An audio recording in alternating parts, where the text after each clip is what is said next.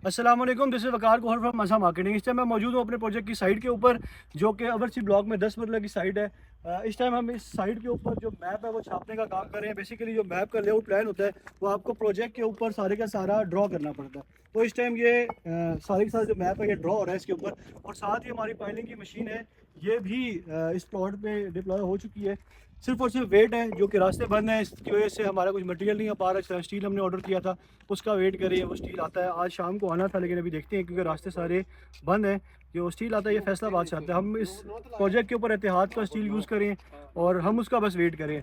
बाकी अगर ये स्टील हमारे पास आज आ जाता है या आज नहीं भी आता, तब भी हम अपनी जो फाइल है इसकी बोरिंग स्टार्ट कर देंगे, और जैसे ही फिर हमारा स्टील आएगा तो हम उसको बांध के और प्लॉट के बीच में फिक्स कर देंगे। आए हम आपको नीचे जाके दिखाते हैं कि ये किस तरह से काम होता है सारा, और नक्शा किस तरह से छापा जाता है। और हमारे साथ सपोर्ट करेंगे उबैद साहब भी। उबैद साहब हमारे चीफ इंजीनियर है माशाल्लाह। उबैद साहब कैसे हैं आप? उबैद साहब बताएं ये क्या कर रहे हैं आप जी, और किस तरह से काम हो रहा है? हम कर रहे हैं जी, अपने प्लॉट का लेआउट कर रहे हैं। इसको ड्राइंग को हम प्लॉट के ऊपर ले कर रहे हैं, जिसके बाद हमारी एक्यूरेसी आएगी, कॉलमों का लेआउट आएगा और हमारी पाइल्स की जो निशान है उसको हम लगा के देंगे ताकि पाइल्स की एक्यूरेसी आए और अपनी जगह पे हम पाइल को डालें। और इसकी हम लेआउट का कर रहे हैं जी, हम लाल निशान डोरी के साथ लगा रहे हैं ताकि एक्यूरेसी आए, जिससे ये हो गया गलती के बहुत कम चांस होते हैं, और हम इसको रीचेक भी करते रहते हैं ताकि कहीं मिस्टेक ना हो जाए, जिसकी वजह से प्लॉट का और हमारा जो आपस में रिश्ता है वो जुड़ा रहे। जितनी एक्यूरेसी आएगी इतना काम अच्छा होगा और उतनी आपकी खूबसूरती नजर आएगी। Thank you.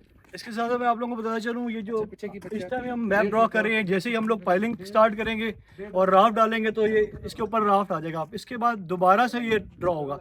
ये अभी ड्रॉ करने का मकसद सिर्फ ये है कि पाइलिंग के जो पॉइंट्स हैं वो हमने आइडेंटिफाई करने हैं। जिस तरह से अगर आपको मैं बैक पे आके दिखाऊं तो वो बैक पे एक वॉशरूम आ रहा है, ठीक है? तो उसके जो जितने निशान है, जो उसके सारे डायमेंशन है, उसके हिसाब से यहाँ पे पॉइंट्स लगाए गए हैं। आप इस पॉइंट्स के अगेंस्ट यहाँ पे जो पाइलिंग दी गई है, ये पाइलिंग इस पॉइंट से हम लोग निकालेंगे कि पाइल आपकी कहाँ कहाँ आनी है, कितनी लोड बेयरिंग पाइल है, कितना वेट किस जगह पे कन्वर्ट हो रहा है। तो ये चीज़ें बड़ी ज़रूरी होती हैं। सबसे पहली चीज़ होती है हमने इसका कच्चा किया, इसके बाद हमने इसके ऊपर ग्रेवल मटेरियल डाला, हमने लीन की। थर्ड स्टेप में इसके ऊपर मैप छापते हैं। अब नक्शा हमने छाप दिया है, ये तकरीबन 2 से ढाई घंटे हमें और लगेंगे इस नक्शे को छापने के लिए। जैसे ही हम ये सारा नक्शा छाप देते हैं, हमारी जो मशीन है ये आई हुई है, ये साथ ही इसकी हम पाइल के पॉइंट्स देंगे इनको, ये पाइल स्टार्ट कर देंगे पाइल वर्क, ठीक है? साथ ही स्टील आता है, स्टील फिक्स होगा इसके बीच में, और मैक्सिमम टू मैक्सिमम 4 से 5 दिन में ये साइट इस तरह क्लियर होगी कि हम लोग इस पर राफ्ट का काम कर सकेंगे। ये कुछ एक्स्ट्रा टाइम लगते हैं, यहाँ पे बहुत सारे इश्यूज आते हैं कंस्ट्रक्शन के बीच में, जिस तरह से कभी रास्ते बंद हो जाएं, कभी मटेरियल लेट हो जाता है। तो ये सारी टाइमलाइन जो है ये हमें साथ देखनी पड़ती है। हालांकि हम आज इस कंडीशन में थे कि हम लोगों ने यहाँ पे फाइलिंग स्टार्ट कर दी थी, लेकिन अब मटेरियल का इशू है, रास्ते बंद है, मटेरियल नहीं आ पा रहा। तो ये चीज़ें आप लोगों ने घर बनाते हुए अपने माइंड में रखनी है कि जो आपने मटेरियल मंगवाना है, आपके पास मटेरियल का टाइम पीरियड होना चाहिए। स्टील हम लोगों ने इसलिए डिले किया था क्योंकि स्टील आप ज़्यादा देर फेंक नहीं सकते साइड के ऊपर। आपने जब स्टील उसी टाइम मंगवाना होता है जिस टाइम पे आपने काम स्टार्ट करना है। अगर आप पहले फेंकते हैं तो वो इतना फ़ायदेमंद नहीं है। तो बेहतर ये होता है कि आप अपनी साइड के ऊपर अपने कुशंस लेके चलें। जब आप कुशंस लेके चलते हैं मटेरियल के, तो आप लोगों को साइड के ऊपर इशू नहीं आते। और जो मैप छापते हैं, जो भी आपका कॉन्ट्रैक्टर होगा, जो भी आपका बिल्डर होगा, आप मैप छापने में एक्यूरेसी खुद भी चेक करें। नक्शा उठाएं, खुद चेक करें, जितने बाय जितने का रूम है सारी चीज़ें चेक करें, क्योंकि यही बेस है। इसी की बेस के ऊपर सारी की सारी चीज़ें ऊपर जानी है। जो नक्शा छापने की जो चीज़ है ना, इसमें एक्यूरेसी बहुत ज़्यादा ज़रूरी है। अगर ये नक्शा सही नहीं छापा जाता तो आप लोगों ने देखा होगा कि काफ़ी सारे घर होते हैं, इसकी कोई दीवार टेढ़ी होती है।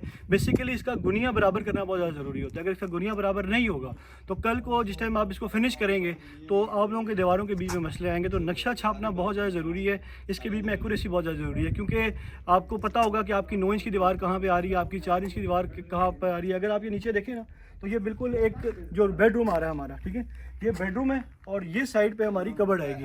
ये नीचे जो है कबर्ड का एरिया, और जिस जगह पे इस टाइम ये आप देख रहे हैं ये साथ किचन का एरिया है। तो ये सारे का सारा आपको ये मैप आइडेंटिफाई करता है। साथ ही आप पीछे देखें एक वॉशरूम आ रहा है हमारा।